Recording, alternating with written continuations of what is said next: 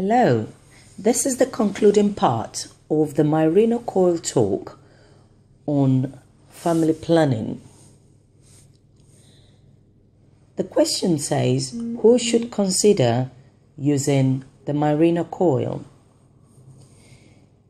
If you have about 5 years in between having children, the Mirena Coil will be a good choice for you.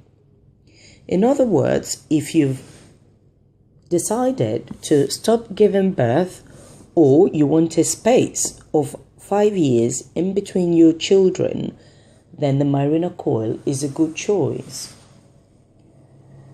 It is a good fallback for people who cannot have other contraceptives because of ongoing medical problems. And it is a reliable one because the chance that you may fall pregnant is extremely slim. Mirena Coil does not usually affect your weight, and a lot of people are happy to take their regular medications on the Mirena Coil. If you have had cesarean section, there is no risk for you to have a Mirena Coil put in. Usually, the doctor will advise you how soon after you have had your baby that the Mirena Coil can be inserted. For most people who have had a cesarean section without complication, it may be put in as soon as 3 weeks after the baby has been born.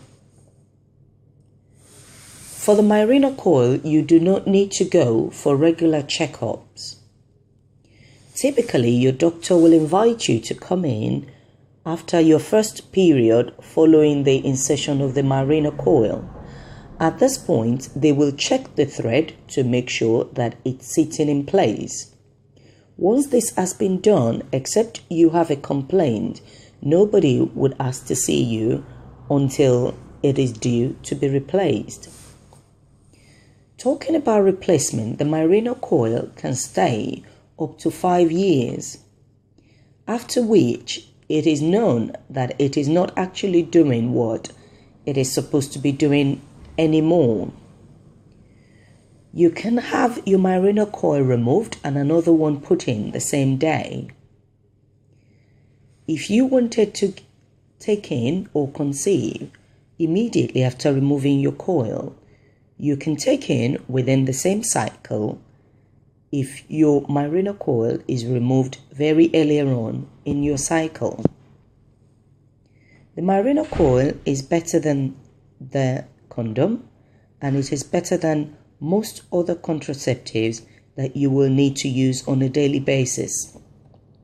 It is a reliable form of family planning, and it does not affect your health adversely.